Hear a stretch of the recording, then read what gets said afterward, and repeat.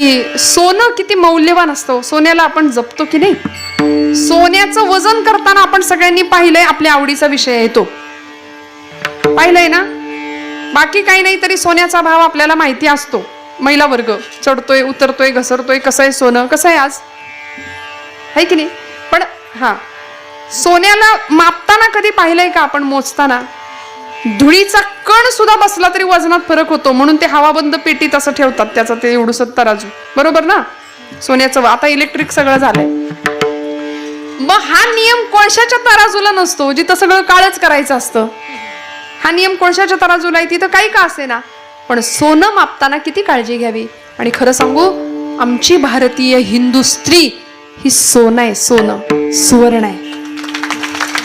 आणि सोन्याला जसं जपावं ना, तसं हिंदू संस्कृतीने स्त्रीचं रक्षण कायम केलंय. पण परिणाम असा झाला, 16व्या शतकामध्ये चारही बाजूंनी यवनांचं आक्रमण आलं. त्याही काळामध्ये महिषासुर शुंभ निशुंभादी राक्षसांचा संहार करण्याकरता ती बया अशी क्रांतीच्या उंबरठ्यावर उभी राहिली होती, आठही हातांनी सज्ज झाली होती. पुढच्या काळामध्ये, स्वातंत्र्याच्या काळामध्ये सुद्धा राणी लक्ष्मीबाई रणचंडी होऊन 2000 स्त्रियांची पलटण घेऊन उभी राहिली होती इंग्रजांचा निपात करायला. 16व्या शतकामध्ये झाशीची स्वातंत्र्य चळवळीच्या काळामध्ये राणी लक्ष्मीबाई या भारताच्या एका शककर्त्या राजाला जन्म देणाऱ्या आऊसाहेब राजमाता जिजाऊ साहेब मूर्तिमंत सौदामिनी, त्याही खऱ्या अर्थी जगदंबेचं स्वरूप आम्हाला मातृशक्तीच्या स्वरूपामध्ये दिसलं. पण काळ असा विलक्षण होता की चारही बाजूनी यवनांचं आक्रमण, आमच्याच माता भगिनींना आमच्या डोळ्यासमोरनं ओढून नेलं जात होतं. अब्रू लुटताना बघण्यापलीकडे दुसरा इलाज नव्हता आमच्याच माणसांचा. इतकी भयान भीषण परिस्थिती होती. समर्थ वर्णन करतात, कित्येक ब्राह्मणी गुजरणी भ्रष्टविल्या, किती एक हाल होऊनी मेल्या, किती एक देशांतरी त्या विकिल्या. इतकी भयान भीषण परिस्थिती होती. आणि मग या काळामध्ये आमचं मन, मस्तक आणि मेंदू बळकट व्हावा, ही संतांची आमच्याकडून असलेली अपेक्षा होती की असं भेडासारखं जगायचं नाही, धैर्यवान बनायचं. आणि अध्यात्म आम्हाला धीरता शिकवतं, निर्भयता शिकवतं. आणि असं अध्यात्म तुमच्या माझ्या जीवनात यावं आणि आमचा प्रवास माणसाकडून देवाकडे व्हावा, याकरता काय केलं पाहिजे. साहोनिया टाकी घाये, पाषाण देवची झाला पाहे, म्हणले दगडाचा देव कधी बनेल, जेव्हा सहन करण्याची वृत्ती निर्माण होईल. या चारही भावंडांनी सहन केलं, संतांनी सहन केलं. परिणामी आज त्यांच्या पालख्या आणि दिंड्या सोहळे आपण जाताना पाहतो. संत असताना कधी कुणाला नोबेल प्राइज मिळालेलं आपण पाहिलं नाही, ते गेल्यानंतर मग सगळं झालं. त्यामुळे सहन करावं लागेल, काहीसं सोसावं लागेल. आम्ही फार तक्रारी करतो, आमच्या तरुण मंडळींच्या तर खूप तक्रारी असतात. परवा एक वाक्य वाचलं कुठेतरी, ते म्हणले स्वयं को ढूंढना काफी है, सिर्फ स्वयं को ढूंढना काफी है, गूगल पे सब कुछ मिल रहा है. विठ्ठल विठ्ठल विठ्ठल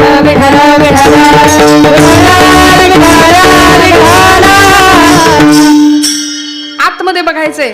आम्ही काय करतो, गुगलवरती जरा काही पाहिजे असलं की आमची शाळकरी पोरं सुद्धा लगेच, बरं ताण तणाव टेन्शन सगळ्यांना आहे. 2 वर्षाचं पोरगं पण टेन्शन मध्ये, त्याला जर मोबाईल नाही मिळाला तर ते सगळं घर डोक्यावर घेते. मग आई काय करते, पहिलं जेवणाचं ताट देण्याआधी त्याला मोबाईल देते. हो म्हणा, हेच आहे की नाही घराघरात. आणि मग ताट मिळतं त्याच्या पुढ्यात.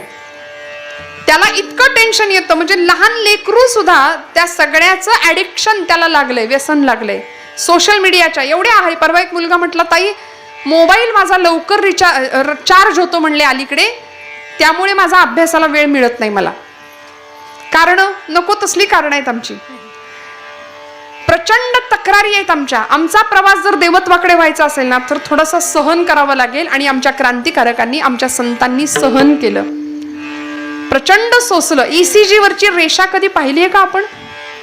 ECG वरची रेषा मेडिकल दवाखान्यात कधी आपण गेला तर ECG लावतात पेशंटला, त्याच्यावरची रेषा कधी पाहिली आहे का? जिवंत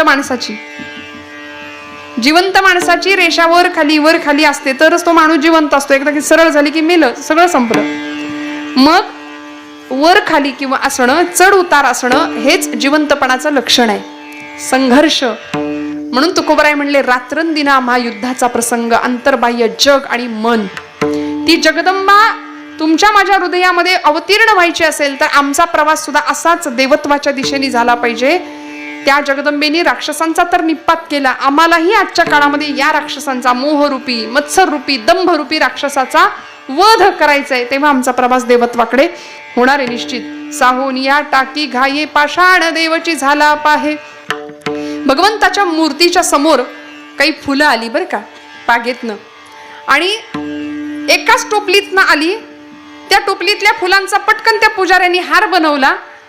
एक हार गेला देवाच्या गळ्यात आणि त्याच टोपलीतलं एक फूल पडलं देवाच्या पायरीवर.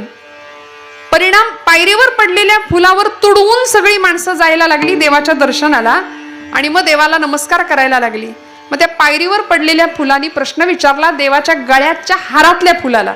म्हणले, अरे आपण तर मित्र आहे, म्हणले आपण एकाच मळ्यात फुललो, एकाच झाडाला लागलो होतो, एकाच मालकाच्या मळ्यात आपण एकत्रच त्या टोपलीत बसून इकडं आलो, आणि तुझं भाग्य केवढं म्हणे, तू तर देवाच्या गळ्यात गेलास आणि मी इथं पायरीवर लोक मला तुडवून जायला लागली. त्या देवाच्या गळ्यातला जो हार होता त्या हारातल्या फुलांनी त्या फुलाला उत्तर दिलं. म्हणले, अरे फुला, मी देवाच्या गळ्यात आलो याचं एकच कारण आहे, आणि तू देवाच्या पायरीवर आहे याचं एकच कारण आहे की देवाच्या जर गळ्यात चढायचं असेल तर आपल्या काळजातनं सुई आरपार न्यावी लागते म्हणाले. आणि मी ते केलं, मी सहन केलं, त्याचा परिणाम मला देवत्वाचा दर्जा मिळाला. मला देवाने डोक्यावर घेतलं, मला देवाने जवळ केलं. परमेश्वराने आपल्याला जवळ घ्यावं असं जर वाटत असेल ना तर थोडंसं आपल्याला लेकरू व्हावं लागेल. काही गोष्टी स्वतःकडे मान्य कराव्या लागतील, सहन करण्याची तयारी ठेवावी लागेल. या देशामध्ये अनेक क्रांतिकारक असे होऊन गेले, देवत्वाचा दर्जा आज त्यांना मिळाला. छत्रपती संभाजीराजे धर्मासाठी नाही वाकणार, नाही झुकणार. औरंगजेब कितीतरी वेळा सांगत होता की संभाजी राजाला पाहिल्याबरोबर औरंगजेब म्हणत होता, क्या यही है शिवाजी का शमशेर जंग शहजादा संभाजी, दिखने में खूबसूरत हिम्मत का शेर. राजा जी मेरी बात कबूल करो, हमारा इस्लाम धर्म आप कबूल करो, हम आपको खुदा का बंदा नवाब बना देने को तैयार है, इस दख्खन का नवाब बना देने को तैयार है. ऐकलं असतं त्यावेळी तर मरण वाचलं असतं की नाही राज्याचं, धर्म पत्करला असता तर मरण वाचलं असतं कदाचित. पण नाही हो, संभाजीराजे एकच म्हणाले, अरे हट, मला नको तुझा धर्म, तू आम्हाला इमानदारी शिकवणार, तुझी सगळी जिंदगी गेली फद्द फितुरांच्या सहवासामध्ये, तू काय आम्हाला इमानदारी शिकवणार रे. पण त्याचा परिणाम असा झाला की नाही ऐकलं ना, औरंगजेब संतापला आणि झाडाच्या सालीला जसे रंधे लावावे तसे देहाची चामडी सोलून काढली. सूर्यासारखा लालबुंद माझा राजा तळपत होता, चमकत होता. प्रचंड तापवलेल्या सळ्या दोन डोळ्यामध्ये घालून डोळे जाळून टाकले. जीभ छाटली, कारण ती जीभ सतत जगदंब जगदंब जगदंब असा उच्चार करत होती. देवी भक्तीची कवड्यांची माळ माझ्या राजाच्या गळ्यात होती. प्रचंड हाल अपेष्टा केल्या. त्या संभाजी महाराजांच्या बरोबर कवी कलश होते सोबत. कवी कलश राजांना म्हणतायत की राजे कविता सुनाओ क्या. संभाजी राजे म्हणाले, कवि कलश, कविराज, रायगढ़ के दरबार में आपकी कविता हमने सुनी है, अब औरंगजेब के सामने आपकी कविता पेश करो.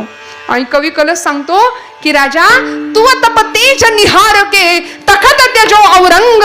राजा तखत त्यजो औरंग, राजा तुझ्या तेजानी, राजा तुझं तेज असं आहे की तुझ्या तेजानी औरंगजेबाला कळे ना बसावं की उठावं. ते बघ सगळं वेड्यासारखं इकडून तिकडून फेऱ्या मारते, त्याला कळे ना, तो घाबरून गेलाय पक्का.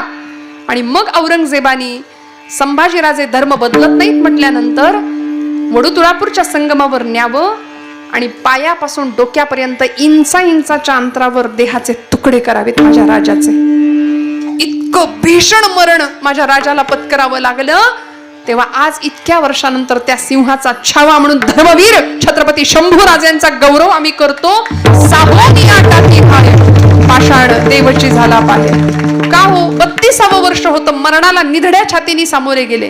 इंद्रायणी भीमेच्या काठावर रक्ताच्या चिळकांड्या उडाल्या, इंचावर देहाचे तुकडे होत गेले आणि शिर मस्तक धडापासून वेगळं झालं. ज्या धडावरती, ज्या मस्तकावरती शिवराज्याभिषेक, युवराज पदाचा अभिषेक झाला होता, ज्या मस्तकाला जिजाऊ माऊलींनी कुरवाळलं होतं, ज्या मस्तकाला शहाजी राजांनी जवळ घेतलं होतं, ते मस्तक धडापासून वेगळं झालं.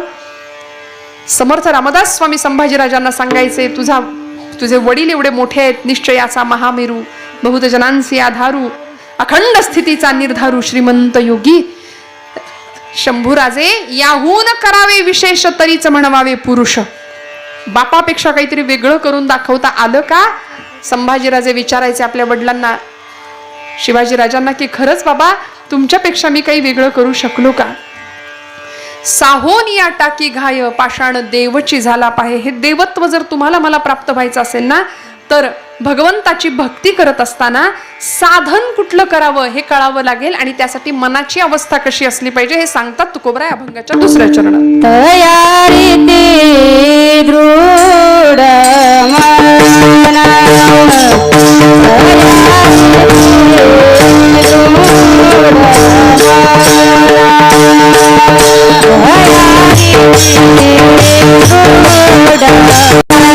तयारी ती दृढ मन करी साधाया कारण. तुकोबराय म्हणाले, मोक्ष प्राप्तीचं साधन मिळवायचं असेल, देवत्वाकडे जायचं असेल, देव बनायचं असेल तर काय केलं पाहिजे? तयारी ती दृढ मन, म्हणजे मनाची दृढता फार महत्वाची आहे का? आमचं मन इतकं चंचल आहे, इतकं ऐकतच नाही. आई वडिलांच्या तक्रारी असतात, पोरग ऐकतच नाही. म्हणलं बहिरा आहे का? म्हणले नाही. तसं सगळं ऐकतो, पण सांगितलेली आज्ञा पालन करत नाही, म्हणजे ऐकत नाही. या मनाचं असंच आहे ना, कर म्हणेल ती गोष्ट मन करत नाही, जे नको करायला पाहिजे ते बरोबर करतं. मग या मनाची धाव आमची कुठे गेली पाहिजे? हे मन आमचं कुठल्या चरणाजवळ गेलं पाहिजे? देवा माझे मन लागो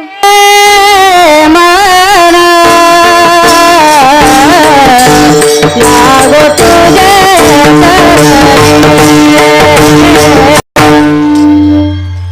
देवा माझे मन लागो तुझे चरणी, संसार व्यसनी पडो नेदी. नामस्मरण घडो संत समागम, वाऊगाची भ्रम नको देवा.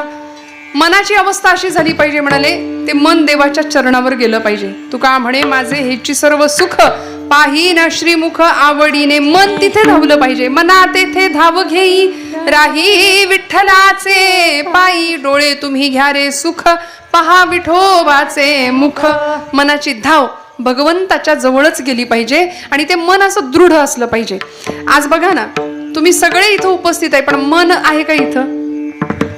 काय म्हणणं आहे का? नक्की का? का मन फिरतंय सगळीकडं? आम्ही कीर्तनात असतो, पण असतोच असं नाही. आमचं मन सगळीकडे फिरतं. बसल्या जागी आसनांचे बरेच प्रकार करून होतात आमचे. 1.5-2 तासाचा वेळ असतो कीर्तनाची. 1.5-2 तासाच्या वेळेमध्ये सुद्धा मनामध्ये किती विचार येऊन जातात, हे ज्याचं त्यांनी आपलं आत्मपरीक्षण करायचंय. मग तुकोबराय म्हणतात, तयारी ती दृढ मन करी साधाया कारण. मनाची दृढता असणं गरजेचं आहे. वाटेल ते झालं तरी चालेल, आम्ही आमचं ध्यान, आम्ही आमचा मार्ग सोडणार नाही. देह जावो अथवा राहो, पांडुरंगी दृढ भावो. अशी अवस्था साधू संतांची होती, सत्पुरुषांची होती. म्हणून तर वाटेल ते प्रसंग आले, पण दृढता पक्की राहिली, म्हणून आपले ध्येय मार्गापासून ते विचलित झाले नाहीत. तयारी ती दृढ मन करी साधाया कारण. मोक्ष प्राप्तीचं साधन प्राप्त करण्याकरता अनेक संतांनी आपली दृढता पक्की ठेवली. अनेक संतांचं उदाहरण आहे. 5 वर्षाचे आमचे नामदेव महाराज होते, फक्त 5 वर्षाचं. घेण्यासारखं आहे. घरातलं आमचं 5 वर्षाचं पोर कशाला, मोठी पोरं सुद्धा मिरवणुकीत नाचायला लगेच पुढे असतात. बरं, मी असं म्हटलं की आमच्या भावंडांना राग येतो, ताई तुम्हाला काय प्रॉब्लेम आहे आमच्या नाचण्यावर, म्हणतात मला. गणपती सुद्धा नाचला होता, देवीने सुद्धा तांडव नृत्य केलं महिषासुराला मारल्यानंतर. ती शांत होत नव्हती.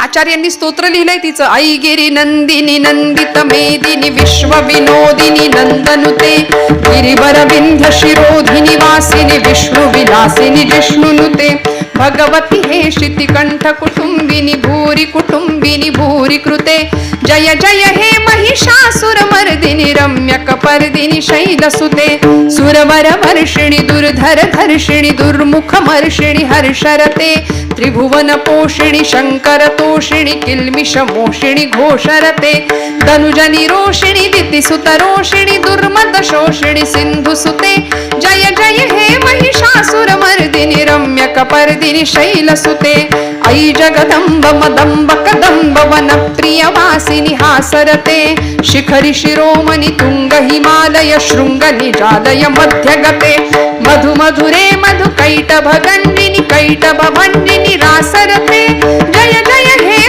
महिषासुरमर्दिनि रम्यकपर्दिनि शैलसुते रम्यकपर्दिनि शैलसुते रम्यकपर्दिनि शैलसुते. जगदंबा माता की जय. आई जगदंबेने नृत्य केलं होतं. ती शांत होईना महिषासुराला मारल्यानंतर. प्रचंड अशी रागावलेली होती. ऐकायलाच तयार नाही. एकदा का इकडे राग आला की शांत होतो का लवकर? काय म्हणणं आहे तुमचं मागे? ती जगदंबा जर कोपली घराघरात तर तिला शांत करायला काय काय करावं लागतं ते एकतर प्रकरण प्रचंड तापतं ना. घराघरातला अनुभव आहे हा. इथं रांदा वाडा सगळ्यांचं सगळं करा. इथं केल्याची किंमत नाही, खाल्ल्याची किंमत नाही, या आणि गिळा. असं कधी कधी वैताग होतो की नाही महिला वर्ग आपला सगळ्यांचा होतो. इतकं करा सगळ्यांसाठी, कुणी केलं म्हणतच नाही हो. प्रपंचासाठी किती करा म्हणतं का कुणी केलं? खरं सांगा हो म्हणतं का कुणी केलं? कुणीच म्हणत नाही. मग माझे ब्रह्मचैतन्य गोंदवलेकर महाराज म्हणतात, तुम्ही प्रपंचासाठी किती करा, केलं कुणीच म्हणणार नाही, पण माझ्या देवासाठी एवढंसं करा, रामासाठी एवढंसं करा, राम लक्षात ठेवेल. नात्यांसाठी किती करा, कुणीच केलं म्हणणार नाही. म्हणून तर ती नाती गोती जी गोत्यात आणतात तीच नाती असतात. फार अडकायचंच नाही त्याच्यात. नातेवाईक ना त्यातली माणसं ही ना त्यातलीच असतात. म्हणले त्याच्यात गुंतायचंच नाही. आहे ना आपलं परम दैवत कुठलं तरी समोर ठेवावं, उपास्य दैवत. संसारात कसं राहायचं म्हणले, यथा कमल पत्राक्ष संतांनी सांगून ठेवलं. आता इको वाढवून ठेवलाय तुम्ही. यथा कमल पत्राक्ष कसं असायचं म्हणजे पाण्यात कमळाचं पान कसं राहतं, ते पाण्यात असतं पण अजिबात भिजत नाही, कोरडं असतं की नाही, तसं संसारात आपण राहायचं म्हणाले. भजन करावे वेळोवेळा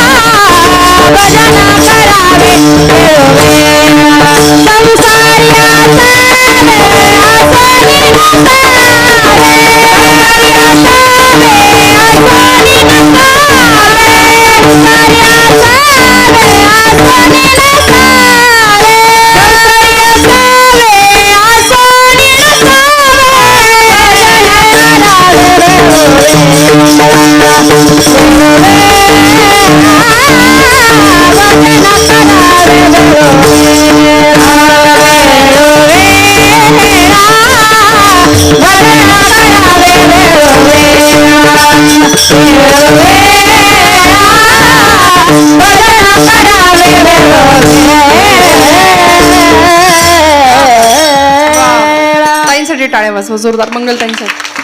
संसारी असावे असोनी नसावे, राहायचं पण आणि बाजूला पण राहायचं. सुनबाई आली ना आता द्यायचं तिच्या हातात. कशाला सारखं किचन मध्ये चहा कुठं ठेवलाय, साखर कुठं ठेवली, थोडंसं बाहेर पडता आलं पाहिजे आम्हाला बरं का. खरंच प्रत्येकाच्या आयुष्यामध्ये अशी वेळ येते, तक्रारी खूप करतो आम्ही. आले भागात ते करीतो, तुझे नाम उच्चारितो, संत सांगतात. ठेविले अनंते तैसेची राहावे, चित्ती असो द्यावे समाधान. पण ज्यावेळी कर्तृत्व गाजवण्याची वेळ येते ना त्यावेळी मागे नाही हटायचं, मग मात्र करावं. तयारीती दृढ मन करी साधा या कारण मग मोक्षप्राप्तीचं साधन आम्हाला प्राप्त होईल. मी सांगत होते आई जगदंबेनी तांडव नृत्य केलं ना त्यावेळी, म्हणजे देवीनं नृत्य केलं, गणपती बाप्पांनी नृत्य केलं म्हणून आमची पोरं मिरवणुकीमध्ये नाचतात. आता त्यांनी नृत्य केलं कारण त्यांनी राक्षसांना मारलं. तुमचं काय? तुम्ही असा कुठला पराक्रम केलाय? आणि पराक्रमाशिवाय केलेल्या नृत्याला काय म्हणतात हे मी इथं नाही सांगत. खूप तक्रारी असतात. आमची तरुण पिढी खरं तर व्यसन आणि फॅशन याच्या आहारी इतकी गेली आहे, मला माफ करा पण कधी कधी असं बोलावं लागतं. आमचं ठरलेलं असतं इथं आल्यानंतर राग येईल असं बोलायचं नाही आणि बोलल्याशिवाय राहायचं सुद्धा. कारण एरवी आमचं कोण ऐकतंय? आपलं घरात एकमेकांचं कोणी ऐकत नाही. इथंच 2 तास बोलून घ्यायचं आणि जे चांगलं आहे तेच इथं बोलायचं. वांगलं इथं बोलायचंच नसतं. विठ्ठल विठ्ठल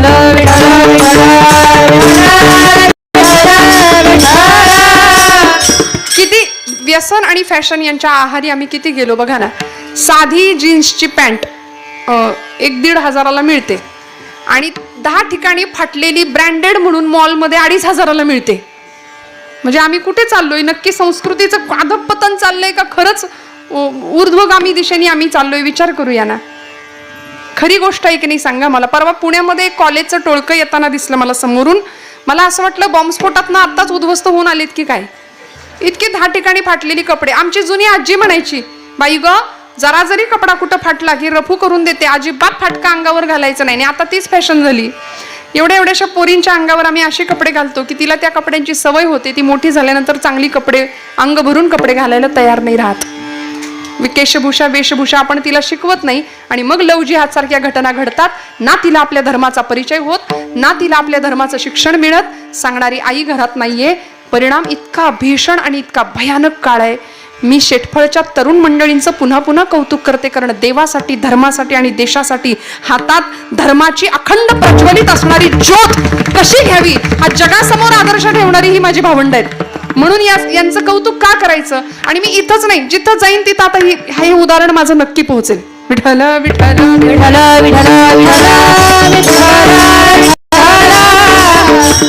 आई जगदंबेसाठी आम्ही ज्योत आणतो. आमची पोरं आज पराक्रमाच्या नावाखाली किंवा डॅशिंगपणाच्या नावाखाली, धाडसीपणाच्या नावाखाली वडिलांनी घालून दिलेलं पेट्रोल गाडीत आणि मग कुठलीही अक्कल नसताना आम्ही ती गाडी अशी काही पळवतो. वाऱ्याच्या वेगाने स्पर्धा करतात आमची मुलं त्या गाडीवर बसून. मला माफ करा, माझ्या भावंडांना मी कधी कधी सांगते की अरे तुम्हाला असं वाटतं का की ज्यावेळी आपण गाडी पळवतो त्यावेळी आपण खूप डॅशिंग आणि खूप स्मार्ट आणि खूप हिरो वगैरे असं दिसतो. तुम्ही स्मार्ट नाही, तुम्ही हँडसम नाही, तुम्ही मूर्ख दिसता. कारण 9 महिने 9 दिवस पोटात तुम्हाला वागवायचं, मांसाचा गोळा असतो मोठा करायचा, रक्ताचं सिंचन आई करते आणि मग प्रचंड मरणांतिक यातना सहन करून तुम्हाला जन्माला घालते. आणि एका सेकंदाच्या चुकीमुळे वाऱ्यावर स्वार होता, काहीतरी घडतं आणि होत्याचं नव्हतं होऊन तुम्ही आई वडिलांच्या समोर येताना. यासारखं दुर्दैव नाही माता पित्यांचं, यासारखं दुर्दैव नाही. तुम्ही टाळ्या वाजवाव्यात म्हणून मी हे अजिबात बोलत नाही. आपण गंभीरपणे विचार करू, आपल्या लेकरांना वेळीच काही गोष्टी सांगू. वय वर्ष 5 ते 14 हे संस्कारक्षम वय आहे. त्याहीपेक्षा मी म्हणेन गर्भापासून जर आपण थोडंसं लक्ष दिलं ना, गाथा ज्ञानेश्वरी जर अगदी लहान मुलांच्या हातात दिली, योग्य वयामध्ये बाई ग कपाळाला टिकली लावायची असते. आपला धर्म आहे, छोटी का होईना लाव, उघड्या कपाळाने बसू नकोस. धर्म आहे आपला, सांभाळूया. हातात एखादी बांगडी घाल ग बाई, सांगूया ना, आपलं काम आहे. आपलं आता बघा, चेक करा आहे की नाही. विठ्ठल विठ्ठल विठ्ठल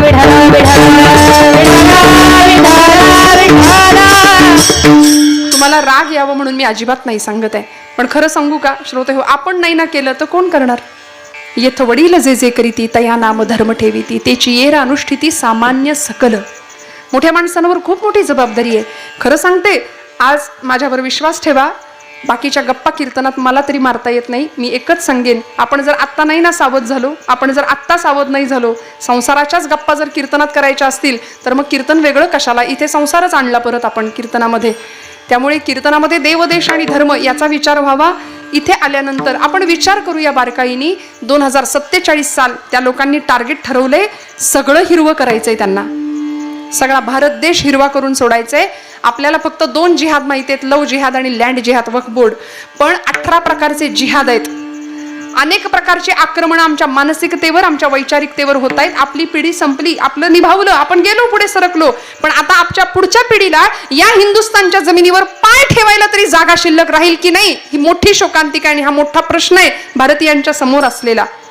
त्यामुळे सावरकर फार सुंदर विधान करून गेले होते. सावरकर म्हणायचे की मला मुस्लिमांची भीती नाहीये, मला इंग्रजांची भीती नाही, मला ख्रिश्चनांची तर भीती मुळीच नाही, मला भीती आहे ती हिंदू द्वेष्ट्या हिंदूंचीच. आपलीच माणसं आपला घात करतात आणि हा आपला इतिहास आहे. संभाजीराजांचा इतिहास आपल्याला माहिती आहे, छत्रपतींचा इतिहास आपल्याला माहिती आहे. घरच्याच घरभेदे इंग्रजांना मिळाले, शत्रूला मिळाले आणि हजारोंच्या नेकीवर एकाची हरामी पाणी फिरवणारी ठरली की नाही. त्यामुळे आपल्याकडे बघा, जुन्या काळी टीव्हीवर सह्याद्री चॅनल असायचा, एकच चॅनल, पण आनंद होता. पांढरा TV, black and white TV होता, पण जीवन आमचं रंगीत होतं की नाही. साधा टीव्ही असायचा, ते शटर आम्हाला आठवते, मी लहान होते, असं ते उघडायचं दार टीव्हीचं. आणि अँटिना, एक माणूस घरातला कायम अँटिनेवर असायचा. ते काठी घेऊन आलं का मुंग्या, गेले का मुंग्या, आले तोपर्यंत निम्मा एपिसोड संपला. विठ्ठल विठ्ठल विठ्ठल विठ्ठल विठ्ठल. आता मनाची स्थिरता नाही, हातात रिमोट आहे. एका सेकंदात, म्हणजे एक चित्र सुद्धा आपण शांतपणे बघू शकत नाही एका सेकंदापेक्षा जास्त. लगेच 200 चॅनल सट सट सट सट सारखं बदलतंय. बरं सगळ्यांनी मिळून काय दृश्य बघण्यासारखे असतात त्याच्यावर, पण सगळं कुटुंब त्या टीव्ही समोर बसतंय. टीव्हीचा आमचे जुने कीर्तनकार लॉंग फॉर्म सांगायचे, टीव्ही म्हणजे ताबडतोब वाटोळं म्हणले. काय त्यातनं चांग. बरं आमच्या आयुष्यात दुसरं काही घडतच नाही. सकाळी टीव्ही, दुपारी टीव्ही, संध्याकाळी टीव्ही, रात्री टीव्ही. महापुरुषांच्या आयुष्यामध्ये यापेक्षा वेगळं घडलं म्हणून पाषाण देवची झाला पाहे तुकोबराई म्हणतात. असं आमचा प्रवास देवत्वाच्या दिशेने व्हावा. आपल्याला वाटतं ना काहीतरी डॅशिंगपणा करावा, काहीतरी धाडस गाजवावं, तर मी माझ्या तरुण भावंडांना सांगते, तुम्हाला जर एवढंच वाटतंय तर जा ना ऑलिम्पिकला, चालवा ना तिथे भाला, करा ना तिथे रायफल शूटिंग. यावर्षीची ऑलिम्पिकची कुस्तीपट्टू आमची मनू भाकर नावाची भारतीय कुस्तीपट्टू, ती सगळं श्रेय तिच्या विजयाचं भगवद्गीतेला देते. ती म्हणते भगवद्गीता वाचली म्हणून मला हा विजय मिळाला. मनू भाकर नावाची कुस्तीपटू ऑलिम्पिकमध्ये विजेती ठरलेली आपली भारतीय पोरगी होती. भारतीय पोरगी आहे की तिने सगळं श्रेय भगवद्गीतेला दिलं. ती सांगते की मला ही मेडल मिळाली, मी भगवद्गीतेला अर्पण करते. आहे आमच्या पोरांच्या हातात भगवद्गीता आत्ता? पोरांच्या कशाला, आपलेच नाही. हरिपाठ आपणच कधी वाचतो की नाही? 10वीतल्या पोराला परवा विचारलं, म्हणलं तू काही वाचतोस का रे? ते म्हणलं काहीच नाही वाचत. ट्विटरवर अकाउंट आहे, फेसबुकवर अकाउंट आहे, इन्स्टावर अकाउंट आहे, व्हॉट्सअपचे मेसेज इतके असतात. म्हणले ताई वेळच नाही मिळत. म्हणलं तू काहीच नाही वाचत? नाही म्हणलं वाचत. म्हणलं आता तू वाचत नाही. कळलं ना, आहे की नाही?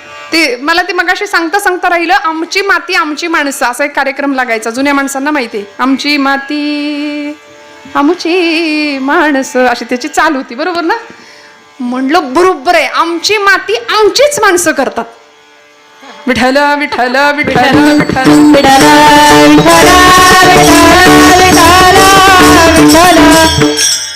त्यामुळे सगळ्यांनी एकत्र यावं. जर आपल्याला असं वाटतंय ना पराक्रम गाजवावा, तर सीमेवर जावं, तिथं लढावं, तिथं शत्रूची गोळी छाताडावर घ्यावी, निर्भयपणे जगाशी सामना करावा आणि देवत्वाकरचा प्रवास करावा. जर असं वाटतंय, आज शिवजयंती साजरी करणारी आमची पोरं मशाल घेऊन धावणाऱ्यांनी किती अंतर कापलं, हे त्यांनी दारूच्या किती बाटल्या रिचवल्या याच्यावर दुर्दैवाने ठरतंय. ज्या माझ्या राजाला सुपारीच्या खंडाचं सुद्धा व्यसन नाही, अशा राजाची शिवजयंती अशी साजरी होते. मग कुठेतरी मला असं वाटतं की अंतरंगात, रोमारोमात, रक्ता रक्तात शिवछत्रपती शंभूराजे आले पाहिजेत. याकरता देवीचा जागर तुमच्या माझ्या मनात झाला पाहिजे. ही ज्योत तुमच्या माझ्या मनात प्रज्वलित झाली पाहिजे. आणि ती एकदा झाली ना मग भीती नाही, मग भीती नाही.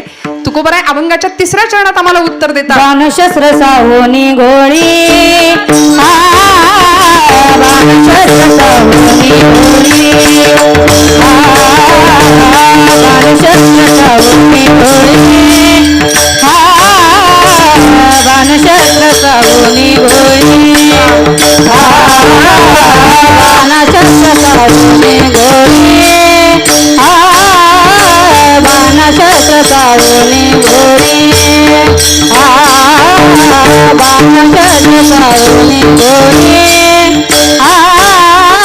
बाणशस्त्र साहोनी घोडी, बाणशस्त्र साहोनी घोडी,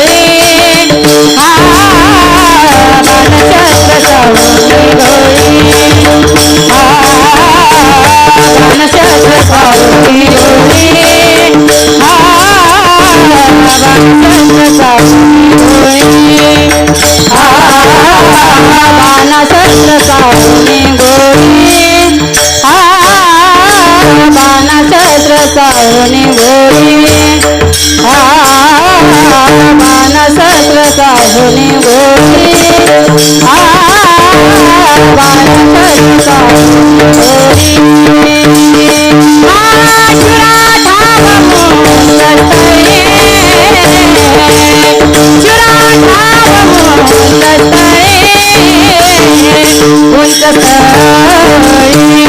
उंच स्थळी तयारी रुडमाना, तयारी रुडमाना, तयारी रुडमाना, तयारी रुडमाना,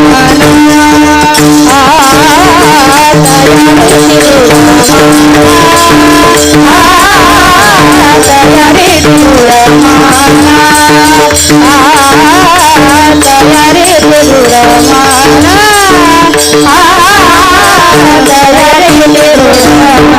तयारी रुडमाना, तयारी रुडमाना. बाणशस्त्र शस्त्र साहोनी गोळी शूरा ठाव उंच स्थळी म्हणाले. शूरत्व कधी गाजवतो, शूर कधी ठरतो म्हणाले. बाण शस्त्र साहोनी गोळी शूरा ठाव उंच स्थळी. रणांगणावर निघालेला शूर माघारी बघत नाही. आमचा सातारा जिल्हा म्हणजे माझं माहेर बरं का. सातारा जिल्ह्याचं वैशिष्ट्य आहे की खूप माणसं मिलिटरीत आहेत, हे की नाही. मिलिटरी आपशिंग गावच आहे अख्खं, घराघरातलं प्रत्येक माणूस मिलिटरीमध्ये आहे. मग रणांगणावर जाणारा एखादा शूर जसा माघारी फिरकून बघत नाही, कारण रणी निघता शूर न फिरे माघारी. तुकोबराय म्हणतात, तैशा मज धीरे राख आता संसारा हाती अंतरलो दुरी. भगवंता, रणांगणावर निघालेला एखादा शूर जसा माघारी फिरकून बघत नाही. इतिहास आहे आमचा शिवछत्रपतींचा. बहलोल खान नावाचा सरदार ज्यावेळी स्वराज्यावर चालून आला, त्यावेळी सरसेनापती स्वराज्याचे असलेले प्रतापराव गुजर, आमच्या भूषाचे बरोबर ना, प्रतापराव गुजरांनी आपले सैन्य सोबत घ्यावं आणि बहलोल खानावर चालून गेले. बहलोल खानाची ताकद मोठी होती, शस्त्रसाठा मोठा होता, सैन्यबळ मोठं होतं, नाही चाललं काही. एवढंच नाही, प्रतापराव गुजरांचा पराक्रम असा होता की बहलोल खानाला हार मानावी लागली. आणि त्याचा परिणाम असा झाला की त्यांनी नाटक केलं शरण येण्याचं. आणि आमचं मराठी मन असं आहे हो की शरणागताला पटकन क्षमा केली प्रतापराव गुजरांनी आणि त्याला सोडून दिलं. कैद केलं होतं पण त्याला सोडलं आणि हा मोठा गुन्हा ठरला. त्यांनी परत एकदा स्वारी केली आणि स्वराज्याचं कितीतरी मोठं नुकसान केलं. लाखो सैनिक मारले बहलोल खानाने. छत्रपती शिवाजीराजे प्रचंड संतापले. तो तळपायाची आग मस्तकाला गेली होती. म्हणाले की या स्वराज्यामध्ये येणारा एक एक मावळा आमच्या जीवाला जीव देणार आहे. स्वराज्यासाठी मावळा तयार होतो तो असा हकनाक आपला जीव गमावण्याकरता नाही. प्रतापराव, बहलोल खानाला गर्दीस मिळवल्या बिगार आम्हाला तोंड सुद्धा दाखवू नका, हा राजांचा संदेश प्रतापरावांच्या पर्यंत पोहोचला. आणि प्रतापराव गुजर सरसेनापती स्वराज्याचे रागाने त्वेषाने पेटून उठले. 6 मावळे आपल्या सोबत घेतले आणि इतिहास घडवला. वेडात मराठे वीर दौडले 7. दगडावर उठतील अजूनी जेथल्या टाचा, ओढ्यात तरंगे अजूनी रंग रक्ताचा, क्षितिजावर उठतो अजूनी मेघ मातीचा, वेडात मराठे वीर दौडले 7. असा विलक्षण इतिहास प्रतापराव गुजर घडवतात. पण ते 7ही वीर काळाच्या तडाख्यात सापडतात आणि एवढ्या मोठ्या सशस्त्र सेनेला लढा देताना आपलं बलिदान पत्करतात. बाण शस्त्र साहुनी गोळी शूरा ठाव उंच स्थळी, विठोबा रखुमाई.